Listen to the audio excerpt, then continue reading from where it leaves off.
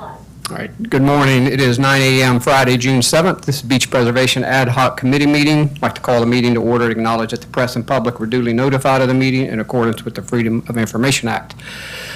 Today, primary purpose was a discussion of developing a long-term and mid-term beach preservation strategies. I know I missed last week's, but I think the charge to staff and Stephen were to start putting the data points that would feed the modeling, if you will, from a project and money standpoint. And Douglas yesterday or day before sent out kind of a first shot at that. So Stephen, thank you for your work, and Douglas, you too, as usual, on prepping everything for this meeting. So I guess we can just dive into that handout, Douglas, if you want, and kind of walk through and see if we can gain agreement on the numbers and the metrics, again, that would kind of drive the modeling for future life. Yeah, I would just kind of recap from the staff's perspective kind of only. In a perfect world, I think we would like to get to a point where we have a series of triggers of when we need to at least approach council about, hey, you know, we think things are going on. We've met one of these identified triggers. That's kind of the first component that we would like to drill down to, and we'll get to that probably later in this process. But then also, when we come to you with those triggers, we would like to have already kind of the money in hand and the permission in hand that we need to initiate whatever projects we deem necessary. So that's kind of the path towards a perfect world that we're seeing. So a series of triggers, once we identify the funding needs, we would have probably some triggers put in or some levers installed to get a fund of appropriate size to be able to do a project when we need. And then I guess the permits, whatever permits, we know the kind of lead time on these, so we want to be proactive, more proactive, have those in hand as best we can. And Stephen talked a little bit about the challenges of being too proactive with permits. You can't get a permit until you need one, generally, I think is the case. So we're going to kind of try to thread that needle of figuring out, when exactly is the appropriate time to start the process so that we can be ready if and when these triggers start getting met. So first one, and we've spent a lot of time on this one, and quite frankly, I think it drives the majority of the rest of this operation, is the minimum healthy beach volume. We spent the bulk of last meeting on this, and you have in your packet Stephen's work and graphs that show kind of the basis of their recommendation is 380 cubic yards per foot in most of the beach, and then right at Breach Inlet, that minimum healthy beach volume spikes up to 600 cubic yards per foot. And that is in page 6. It's the graph 7, Douglas. Oh, it's page 7. Yep. Yeah, the text is, I think, page 6, and the graph is page 7. So that would be a good one to start with, kind of nailing that down. And like an auctioneer, I think I would start the bidding at 380. see if that works for the group, or if you have you see a need to adjust that. And Stephen, can you talk a little bit more about the spike on about the Breach Inlet side? Sure. So when you're around an inlet, the natural bathymetry includes a lot of the sand that's out in the shoals and the deltas. So if you look at a cross-section profile of the beach there's a lot more sand underwater that moves around and is included in that beach profile volume when we're calculating it, because it is part of the active beach. So if you're on the center part of the island, the beach is relatively, I'll call it steep. It doesn't feel steep when you're walking out, but compared to an inlet, you may walk out 500 feet and still be waist deep, whereas if you walk out, on the center part of the island, you're well over your head. So that volume is included in our calculations, which means you may have a much higher volume of sand in that profile, but the dry sand beach may not show that. And that's why volumes around inlets just are a little more complicated, because if you have a change underwater that, it's not visible to anybody, it may not correlate at all to what's going on the upper part of the beach. So you may have dune erosion and gaining sand underwater. So we try to account for the total volume change, which is why those volumes are higher around the inlets. But it's a little bit more difficult to kind of plan for those volumes around an inlet, or a minimum volume, or a little less applicable around there, because it doesn't always correlate with the dry beach condition. And then on the other end, it's different, obviously. On the north end, it's a similar type event. It's not, the shoals, when the shoals are attaching to the beach, it certainly can have a significant impact. For example, right now at Beechwood, and I think this is shown in one of the comparative profile that is figure 4. If you look at the green line on figure 4, the further you go offshore, so if you look at the right side of the graph, the green line actually goes above the other lines, and that's because of the offshore shoal up there. So it still can impact the entire east end. Gotcha. Not quite as severe as the breach inlet, like right at the end of breach inlet, but it can have an impact. We try to cut our volumes off at a point where we're not adding a lot of that offshore shoal at the east end. But at some point, you kind of have to make a judgment call, because one year, you have to have a consistent cutoff every year. And one year the shoal may be there, one year may not be. So we're trying to pick something that's representative. So, Gotcha. all that kind of needs to be taken with a grain of salt. And that's why we kind of look regionally, or look at longer areas, and we assemble volumes and reaches. So you have a little better idea of, is this entire area actually losing volume or gaining volume, as opposed to one particular profile. Got it. Scott, were you going to say something? Did I cut you off, or? Okay. You're muted, but I think we got it. Mayor, we had, okay, we had the same conversation about kind of why the inlet volume is higher. If you look at the top of page 2, you'll see reach 1. And if you kind of draw a line out from those properties right at the inlet, you'll see it's picking up the sand in these sandbars. Gotcha. So when you're measuring out 1,500 feet generally? At least 1,500 feet in some cases. So when you measure out 1,500 feet, you're kind of taking into account those big bars are into that volume as well. Gotcha. Douglas, No, go ahead. I'm just a quick question. So when we set like the volume, the healthy volume, and you're looking for that trigger, will you guys look at it as a staff for each of those reaches, or the way he broke down the zones across the beach? So like if this zone falls below that, that'll be that trigger for that area. So- 'Cause I want to make sure I understand, and Yeah, we all so- understand that that's. So I think that's kind of the follow-on type questions, but Okay. of kind of when, are we going to set a trigger just before we get to that red line? And we were going to talk about, Okay. maybe we try to forecast, are we going to be below that red line within the next 12 months in a place? And then kind of look at how long of a stretch of beach is intended to be, or are we anticipating being below that red line? Okay. So it's kind of a series of,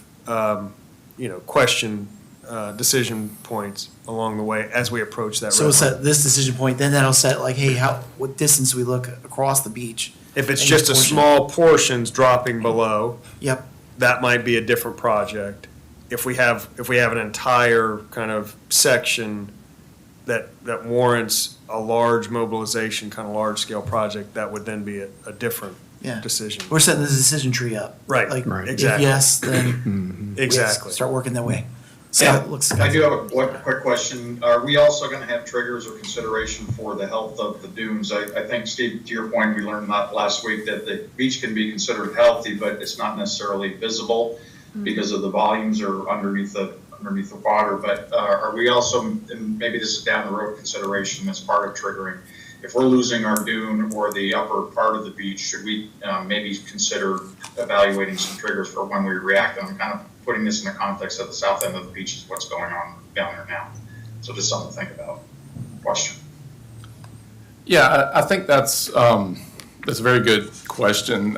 When you start to look a little bit more regionally, the volumes do tend to be better predictors. So we wouldn't want to base it just off of the very southern tip of Breach Inlet. But when you look at kind of the area south of Fifth Avenue, the volumes are a better indicator of what the dune's going to be. And we can see, looking at, I have to pull this back up again. The table or the trend in figure 8, we set those volumes. Part of it was looking at kind of the engineering technical numbers, but part of it was also just looking at the observational quality of the beach. And when we saw the quality of the beach go down and the quality of the dunes, that's where we put that red line, where over the past 2 years, we got below that red line. So we're trying to account for that, but I think in anything that we're doing here, these triggers and thresholds are guidelines, or should be considered guidelines, with the option to be able to, let's look at the conditions at the time, and if, it's not exactly meeting it, but we want to have the flexibility to, make some adjustments to it. You want a plus or minus? Yeah, a little error Yeah, window. and I'm just going to the situation where we may have what's considered a healthy beach down at the south end, but from a tactical perspective, and I think both Douglas and Desiree mentioned last week that maybe if there had been some triggers in place for this last, the last event over the last 12 months, we might have been able to react a little differently on some protection on the south end of the beach. So I just don't want to be able to I just don't want our triggers to be looking healthy while we've got another situation going on up above the water. I mean, it seems like it captured. Shouldn't the red line, I guess in my visualizing, the condition of the beach when you're below the red line, I think that you will see, I mean, if you're below that red line, you're going to be seeing the impacts above the high tide line Usually you do. And in the dunes. we can come up with another volume that eliminates a lot of the offshore sand, which would be a better indication of what the upper beach looks like. And a lot of times we'll actually have separate lenses where we look all the way offshore, but then sometimes we'll also have a calculation for how much sand do you have above like the low tide line, which is really a measure of what the upper beach looks like. Now that tends to be a lot more fluid because you're not capturing, seasonal changes, but can be a useful tool. So that's another thing. And we've done that in a lot of other places. We've done that here too. It just ends up complicating, when you're putting a monitoring report. We're trying to keep this, simple and big picture, but that's another thing we can look at. We can also look at actual dune widths, just linear distance between the structure line and the edge of vegetation. That's another fairly simple calculation that we can do to give us analogous kind of data to the volumes and see how well those are comparing year to year. It sounds like those three metrics would all work in conjunction with one another, as far as one produces the beach that people want to look and see and enjoy. Right. One's actually the healthy aspect of the beach, right? And then monitoring the vegetation is, what are we really losing? Right. Right? Okay. So for now, should we just try to lock in on the big picture one, the 380? Is that something we're all kind of in agreement on? Or? Well, Go ahead. just a Yeah. question, it goes right along with that, Scott. So, Stephen, when we say that's 3 triggers, whatever they are versus 1, I understand there's going to be the visual trigger of, hello, I live on Palm Boulevard, have you noticed? But is there a timing in your position where we actually say every 6 months or once what is, like, there's a cycle for each of these triggers so that we know it's being monitored, though nothing may need to be done. It'd be nice to report back on the, 6-month, yearly, whatever you recommend, that it's like to the town, we've done our report, everything, the triggers all look good. Yeah, so currently we survey the entire island every year. Every year. And Yes. is that enough for this sort of trigger situation? I have no idea. Generally, it is, but when you have very rapid changes that, again, the changes occurring at the south end are kind of unprecedented. Right. We don't have a history of those kind of quick changes there. At the east end, you see, 1 year with these shoals, you may lose 200 feet of beach. So we have a lot more history up there of rapid changes that you can, at some point, you don't really need the 6 months because you know things are going to change quickly, but having that information helps. And there's maybe doing a full survey where you're actually calculating the volumes every year, but then doing a more simple kind of dune line survey every 6 months is a nice balance. So you're getting a little bit more frequent information on the visible condition of the beach.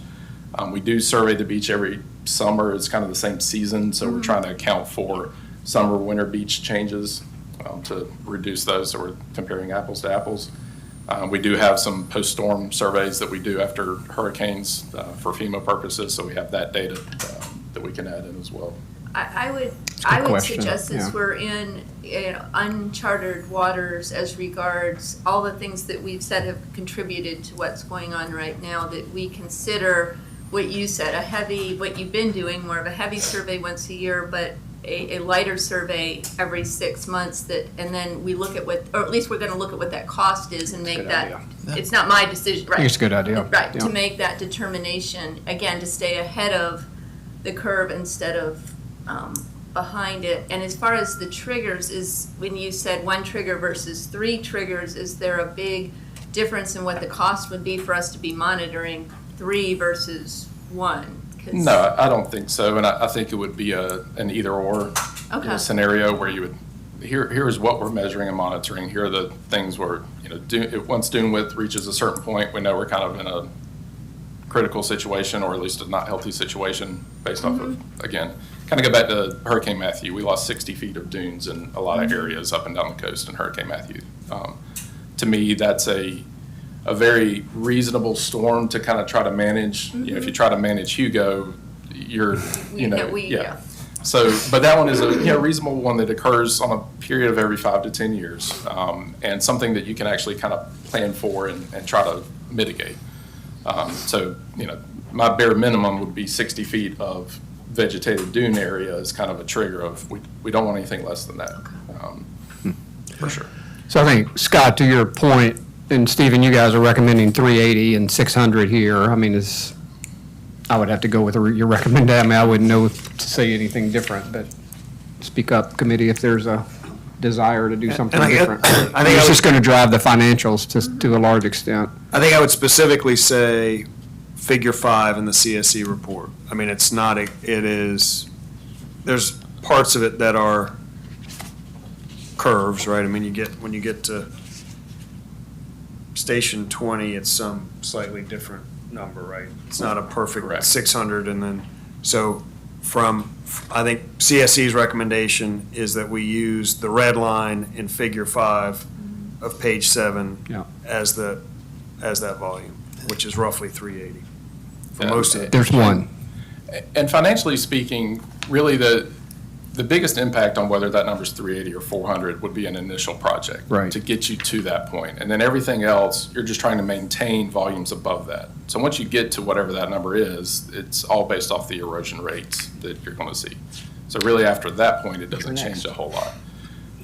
When you said the 60 feet of dunes, then do you go to the dry beach and then you keep going seaward from that point? Tim, what was that? Say that again. I missed the first part. You were talking about 60 feet of dune. Okay, right, minimum. vegetation. And then do you go to the dry sandy beach? Is that the next step on the beach? Or is the dunes considered the dry sandy beach? Yeah, I would consider a dry sand is kind of separate from the dune because the dry sand beach changes with every spring tide cycle.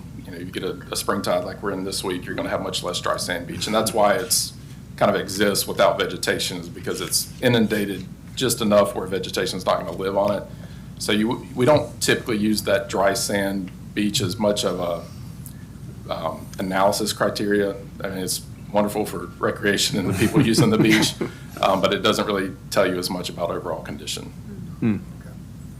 And I'll just say that based on this conversation, I'm going to go ahead and pencil in 5 and 6 on your kind of worksheet there are the triggers.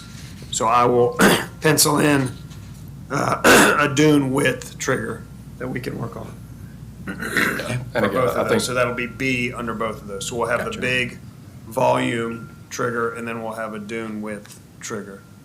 And how that looks in the real world, again, if you look at figure 4, Station 70, the 9th Avenue and the blue line, that station is very close to that 380-foot criteria. And in that area, you have nearly 100 feet of dune width, actually, maybe a little bit more than that. And then you have a dry sand beach that extends out almost another 100 feet. So that, that volume, you have 100 feet of dunes there, and, again, a little bit away from the inlets, that's kind of the ideal, what we're trying to look for. That makes sense. Yeah, you found the ideal beach, and you modeled it off of that. Right. And that's where that number comes from. Okay. All right, so to your point, Stephen, so really the next piece is the erosion rate. Erosion right, rate. that, Douglas, that's figure 8? Yes. Figure 8. Yes, and this, so we are kind of looking to have two different erosion rates established, one for the Wild Dunes northern end and one for the southern end.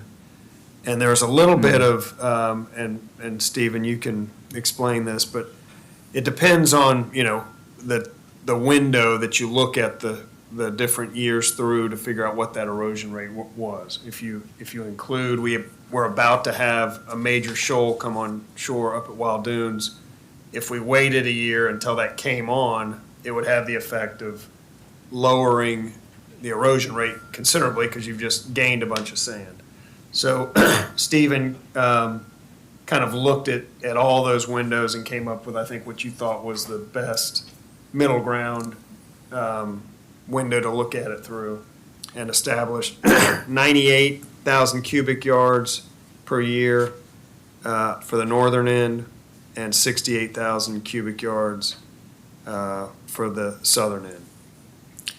Yeah, and I will say the 98, or call it 100,000 yards at the east end, that was the amount of sand we lost from 2008 to 2018. So between the last two nourishment events. So that includes all the background erosion plus a sandbar, a large shoal came on shore in 2015. So that does incorporate the historical, kind of natural erosion and accretion patterns plus the volume of sand we added. So since 2018, we've lost a lot more sand, but we haven't had the shoal coming on, which is about to happen. So right now, if we look at the erosion rate since 2018, we're almost at 250,000 yards. But I think if we waited another 2 years, it would substantially decrease. Now, we may be higher than the 100,000 yards, but we just don't know that for sure. So I think 100 is the best data that we have to go by. 100, setting a number, maybe 150,000, maybe a more conservative planning number, because we may have higher erosion than we have in 2018 or 2008 to 2018. But it's just something we're going to have to kind of monitor to be able to give you a better number. So I'd say from planning and being a little more conservative, picking a little bit higher number than 100,000 after kind of looking back through this might be, worthwhile. And we ran some scenarios on what the difference kind of in yearly cost would be if you're changing those numbers. Yeah, Sounds 'cause like you'd be more comfortable with 150 at this, I think based off the erosion that we've just observed up and down the because state, we've had a higher rate here in the last couple of years. Yeah. Choose a little higher. choose a little higher than what we observed from 2008 to 2018. Because again, any of these numbers we're going to tweak is just going to drive financial and timing of a project. So I guess, as we're picking numbers, I mean, obviously based on your recommendation, Stephen, but that makes sense to me that you're not picking higher or lower depending on how it's going to drive you to some extent, but you're picking more of a moderate number as we're modeling. I mean, that makes logical sense to me. So are you suggesting 150 Yeah. or 100? 150? 150. Everybody, Yeah, doesn't this go directly to what our initial renourishment is, and then that works into your intervals? yes. Yeah, it essentially I drives think that's a good approach, yeah, go more conservative is I think what you're saying. Yeah, I think really it drives the size of each project, Yeah. each renourishment. You would just have to place more sand. So we're, north end is 150. 150. South end, keep it 68. Just from 68. what you're I seeing. feel like that's already a pretty conservative number based off of history. It includes the rapid erosion over the past 2 years, but also includes 3 years of more stable Data. potatoes. Okay. For ease of math, everybody okay if I use 70? Go on.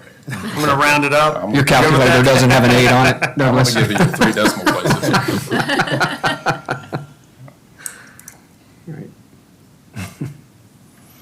So, and this next one, I think we're through 3, brings us to, we've talked a little bit about, and I'll hand this out. And this may change, no, it actually won't, but Stephen has looked at kind of the different cadence, if we plan 8 to 10 years, or if we plan, 6 to 8 years. So he's run a 6, an 8, and a 10-year. Should have brought some magnifying glasses Yeah. with you.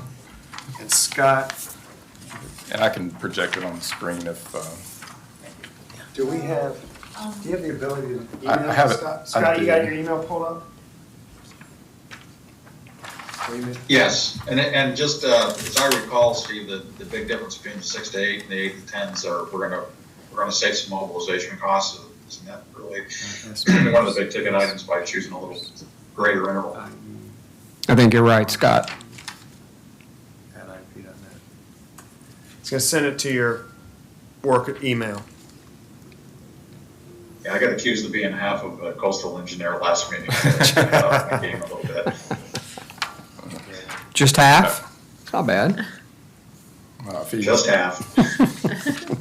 And Stephen, I think we did talk a little bit about that we're thinking if we were to do 6 instead of 10, or the 10 does not include an ad for shoal management currently, correct? Correct. A 10-year interval is kind of what we've been going on. And we know that between 5 and 6 years after the last 2 projects, we've had a shoal attachment occurring that's created a hotspot of erosion that needed mitigation.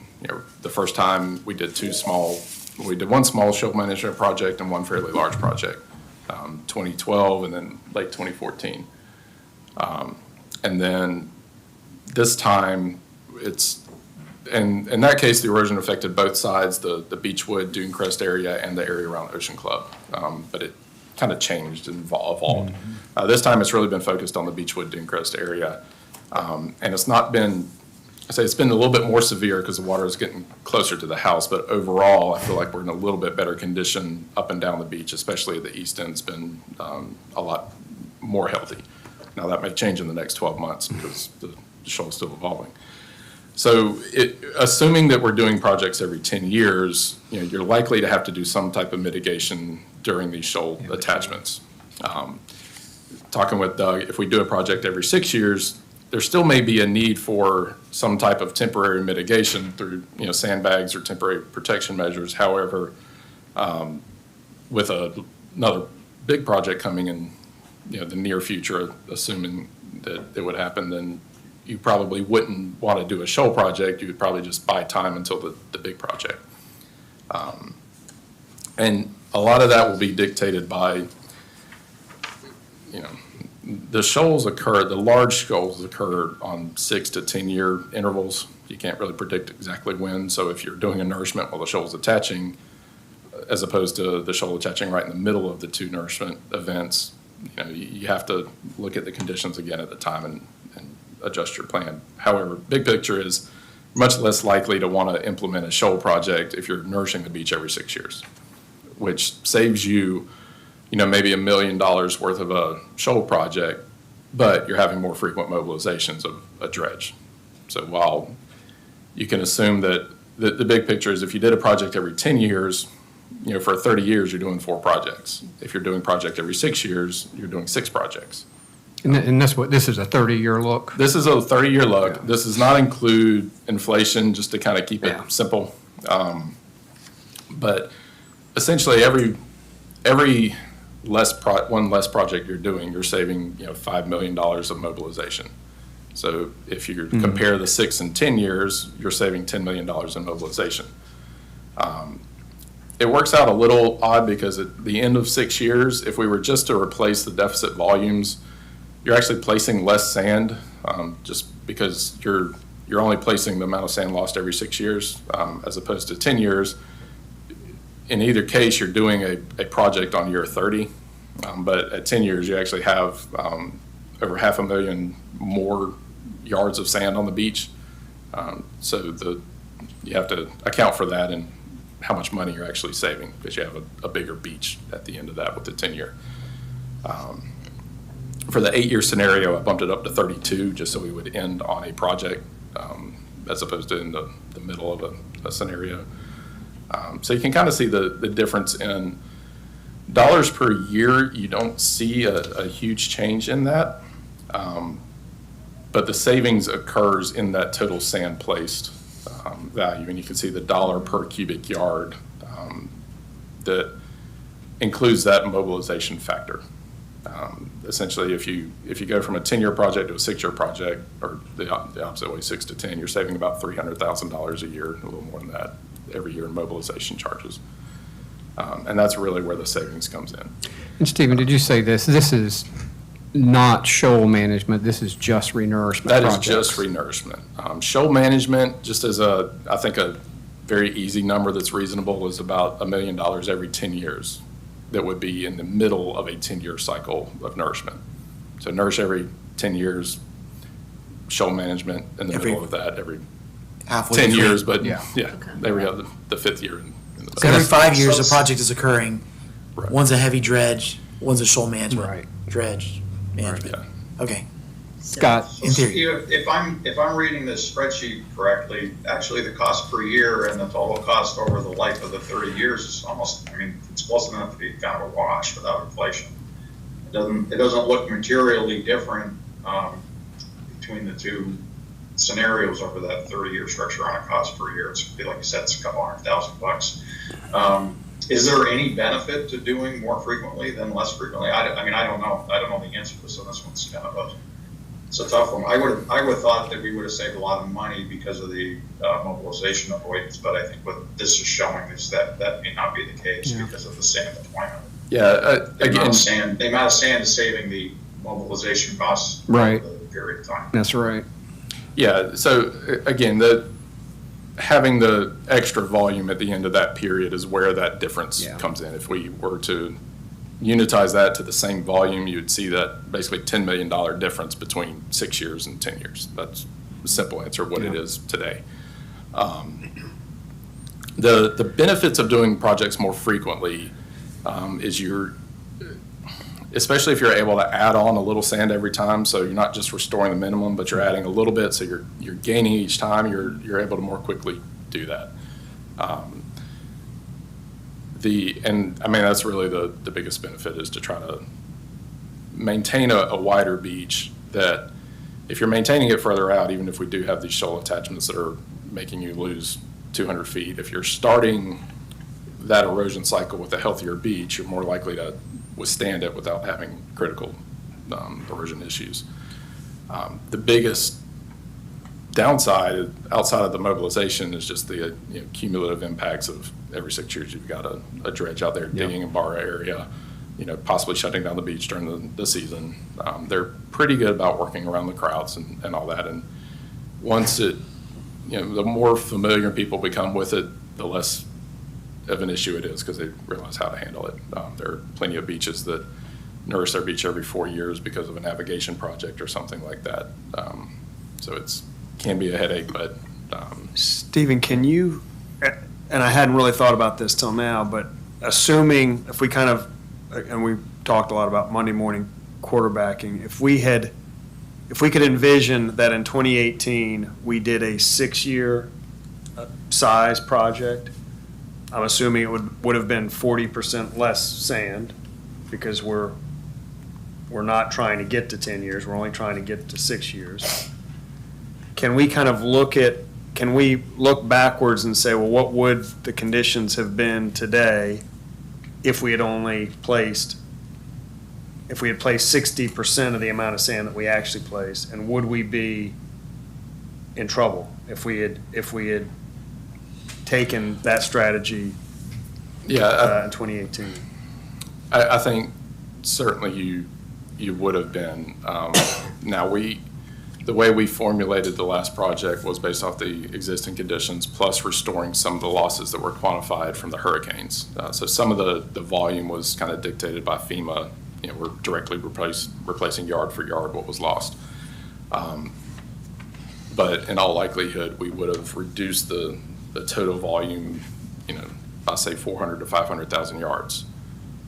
Right now, the eastern portion holds 300,000 more yards compared to where we were this time with the last project. So we can see that difference is there. And kind of looking at a 6-year interval, we're 6 years after the last project now. But we placed 10 years worth of sand. We did. And I mean, I think we have, and just kind of thinking this through, we placed 10 years worth of sand and maybe we have 1,000 linear feet that's in really bad shape. If we had placed 40% less sand, would we have like the whole stretch? Would we have large stretches being in really bad shape? Or should we? Maybe. Yeah. So is that kind of telling us? You're a quarter of the way to the coastal engineer. Scott, you're half, I'm a quarter. I just got awarded a quarter.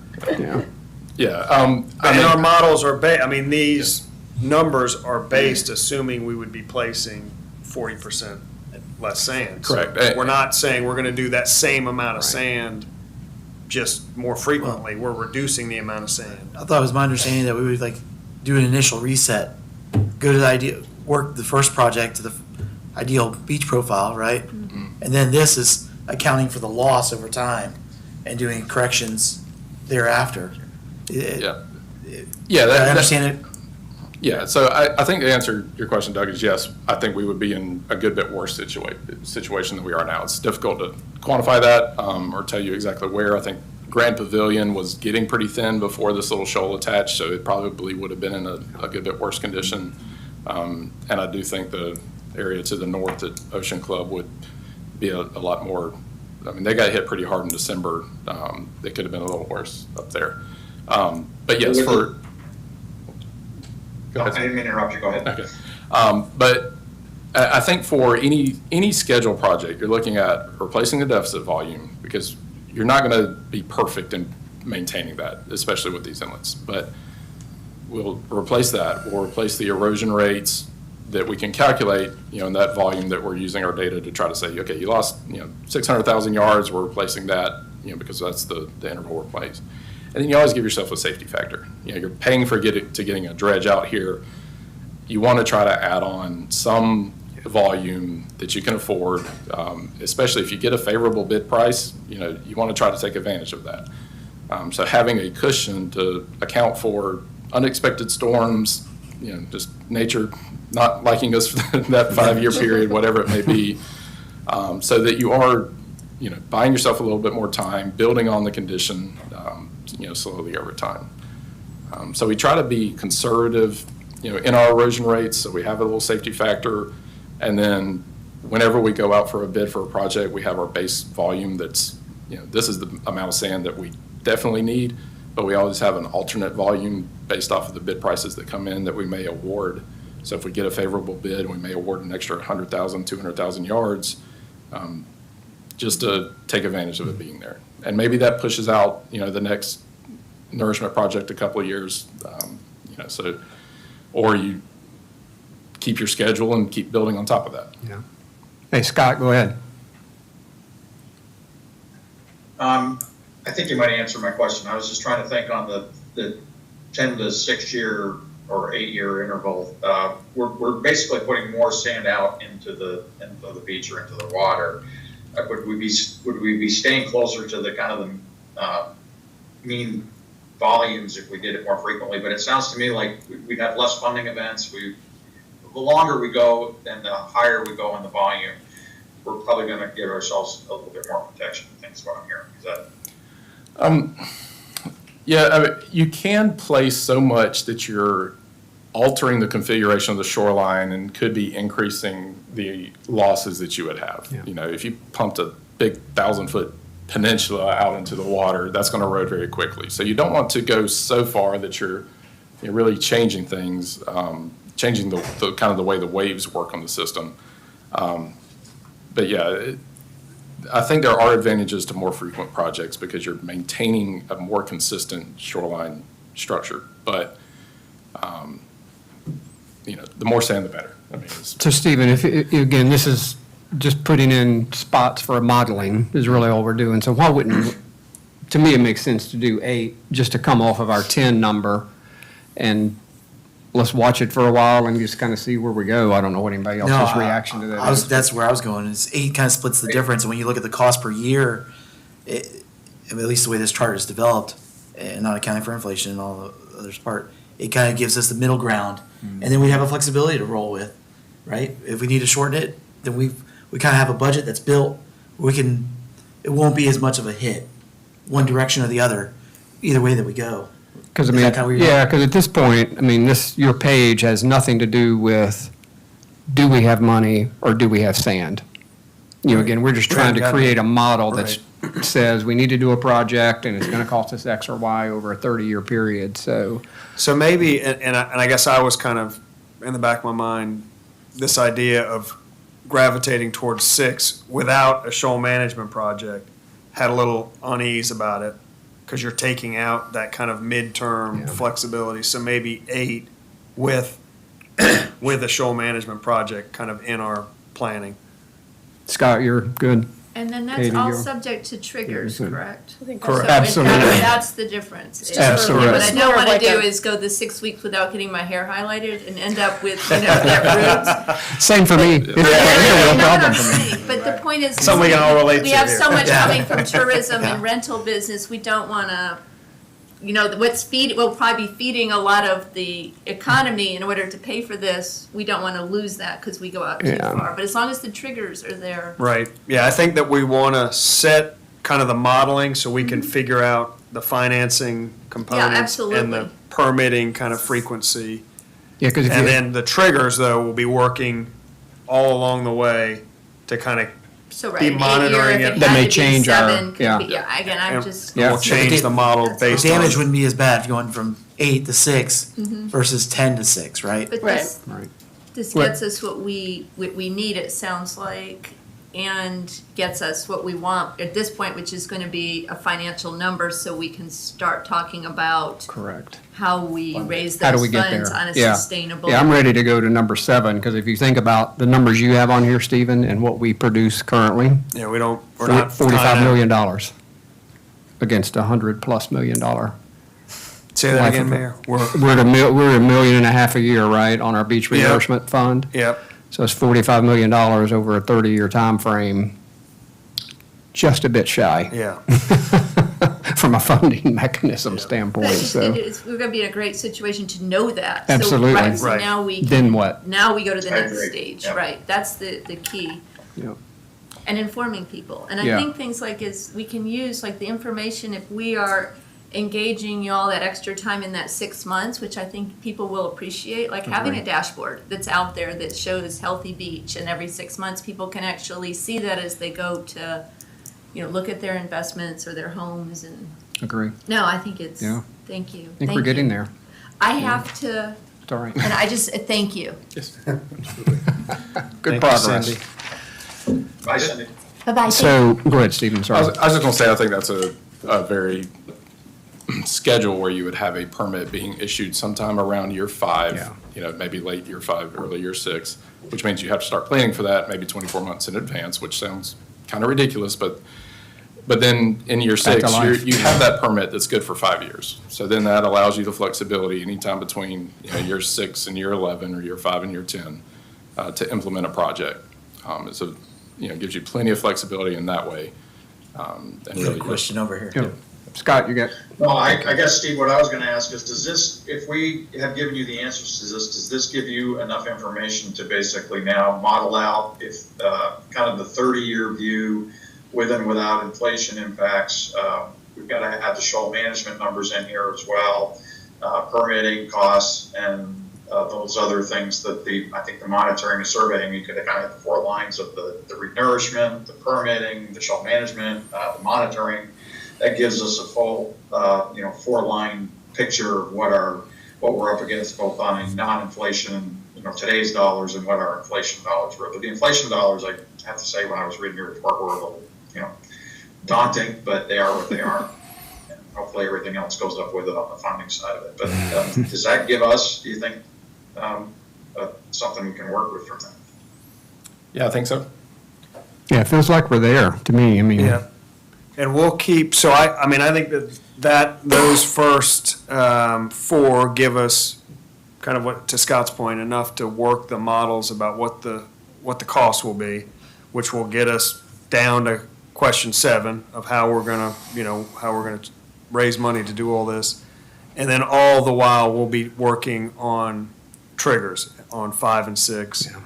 We have kind of the. And the triggers are really built around teeing it up for city council. For city council. Yeah. Those are when the staff is going to come to city Got it. council, hopefully with permission and money sitting there and ask.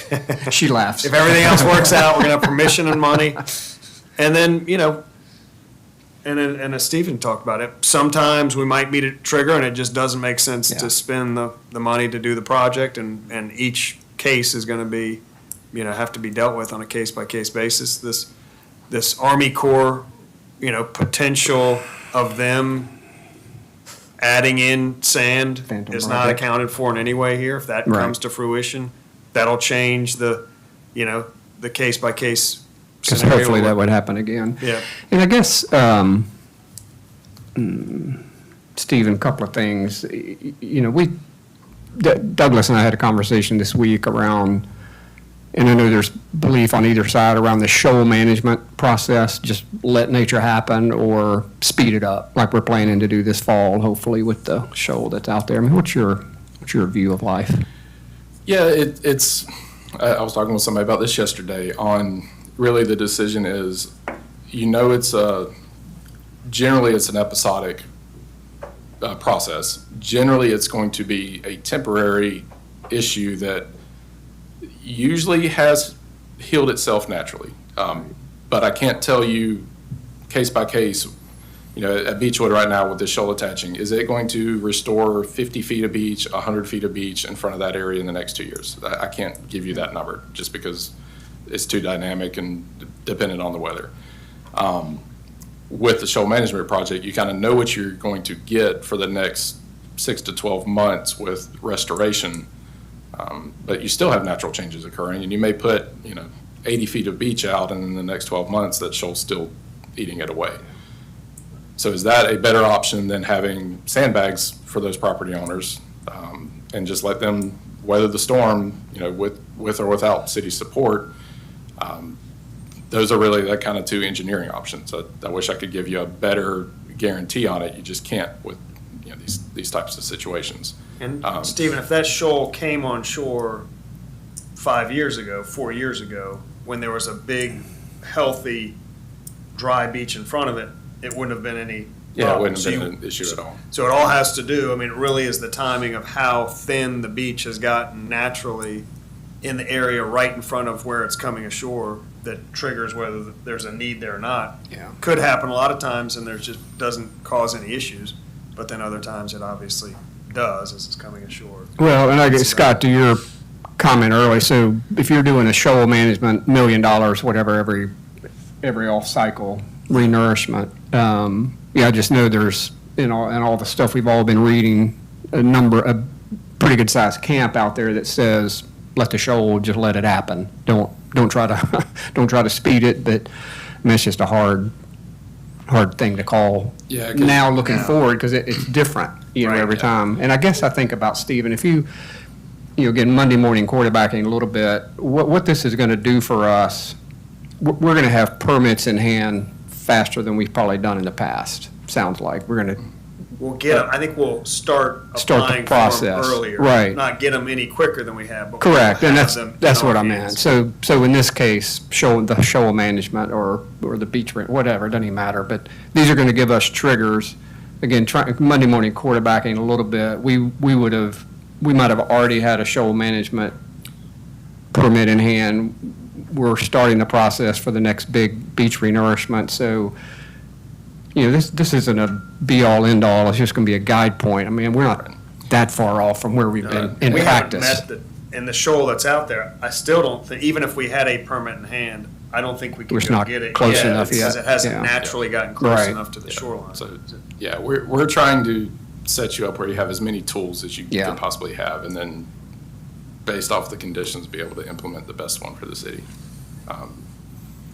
Like Doug just said, Thank if you. we would have looked at in the fall, when the erosion really started at Beechwood, even if with the permit, if you had the avenues as a source, you could have used that. But if not, then sandbags really are the only Yeah. option.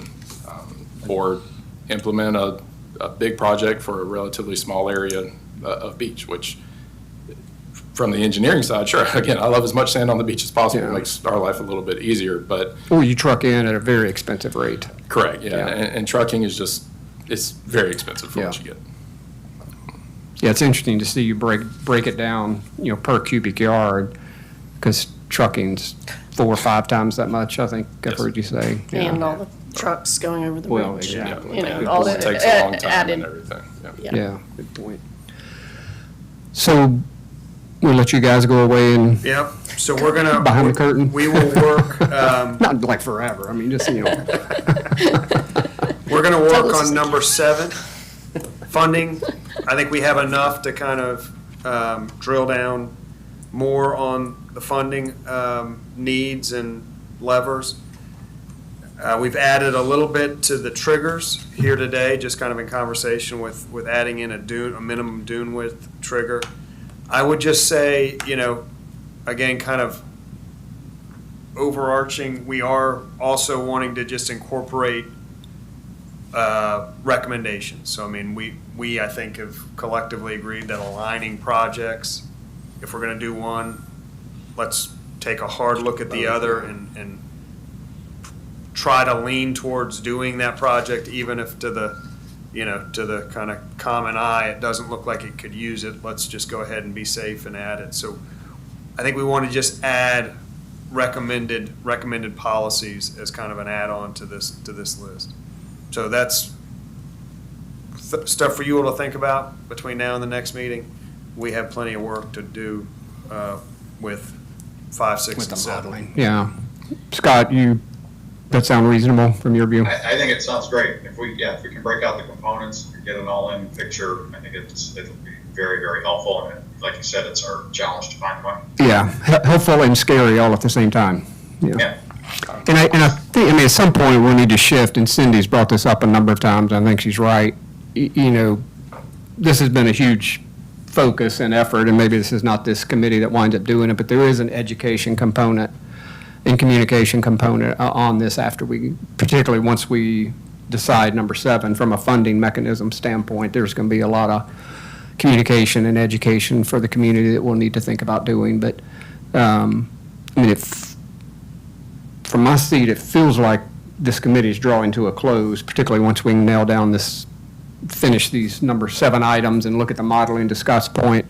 It feels like we may be at an end point, but that's just me. Do we want to give you guys a couple of 3 weeks to do that, given that we're in the middle of our crazy season, or anybody got angst around urgency on? Yeah, I mean, I don't know what the other thing I think we've still got to run to ground possibly, or maybe we did, is the Army Corps of Engineer path. Are we going to pursue, not pursue, belt and suspender, the policy here? And I know it's nothing that we can necessarily yield any benefits for the next 5 years, but do we want to, help some future council or?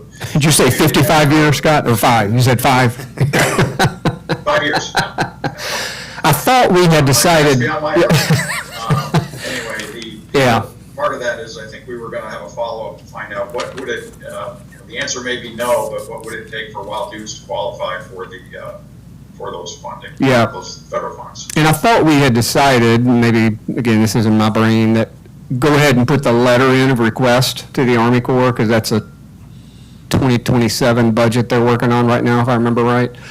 Because you could go ahead and start that process and launch them down a path and go ahead and do that letter. So we did talk about that. I think Desiree had concerns that and I don't know that the letter was a commitment from the city, but I think that the Army Corps has told us that they would see that as a soft commitment. And I think she wanted to, I think it'd be very soft from my view, yeah. so I think she wanted a little bit, to be kind of less willy-nilly about sending it in and having Got it. kind of had a higher level discussion about sending it in. That she hadn't just done that by herself without kind of some level of soft commitment. Further conversation to Scott's point. Well, and I think, trying to remember some email traffic, seemed like we had August, September was their deadline to get it into the next cycle, Yeah. the letter, Yeah. if I remember right. That's right. So Yeah, I we'll thought add, last I'd spoken with her, she thought there was not a commitment, so that there was not gonna be necessarily a downside for us to just send a letter. yeah, it's definitely not a firm commitment, but I think they've said, don't do it just If you're not if you're not Yeah. interested. thinking hard Right, about and it. and I guess the other part was that there might be some avenue that's being explored to help cover the component of our application fee that might help us on the budget side of things, so that it'd be limited. It really wouldn't be any downside potentially to pursue it if we can get that, our half funded. But I think Right. that's really premature to assume that's gonna happen. So I'll add discussion points to our next kind of list of considerations for the Wild For the Army Dunes Corps, yeah. and the Army Corps, to just have a discussion on that. Yeah.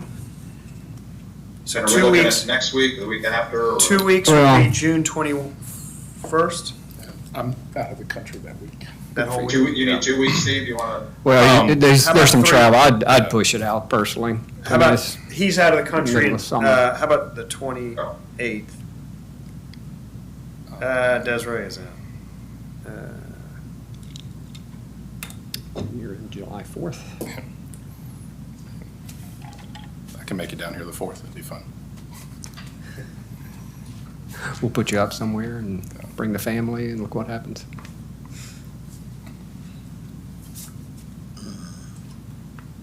July 12th, too far out? I definitely won't be here for that. You will not be the 12th? I mean, I can definitely submit kind of a revised document that includes these cost scenarios. Just to at least Yeah, let us so that start they can be reviewing, yeah. Discussed, and I may be available the 28th. There's a hearing for a scraping project at Seabrook going on that day, which is. June 28th? Yes. So Desiree's out. She may, because I think if we don't do that date, then it's kind of, I mean, do we want to not do a Friday? It's the I mean, 12th. Is there, Just May, what were you saying? committees. I gotcha. Then that would take us to the July 12th. Yeah, if we don't want to do the 28th. But I think, Stephen, if you guys give us something that we can be reviewing in the interim, I mean, I think that'll help speed the process. and go to the 12th? Do you think go to the 12th? I'm fine with that. Scott, you good with that? If that's the only option, then let's go with the 12th. And if we need to meet for something in the interim, we can always throw a meeting together. Yep. Yeah, we'll get you And we'll have the information information before prior, then, but yeah. Yeah. we'll say 9 a.m., 7 to 12. Yeah. All right. Thank No you further all. business. We will Thank you very adjourn much. Thank you, 9:58. Scott. Thank you, Scott. Enjoy the show. Right. Yeah, thanks. See ya. Bye, guys, thank you. Thanks, Katie. You- We're not off yet, hang on.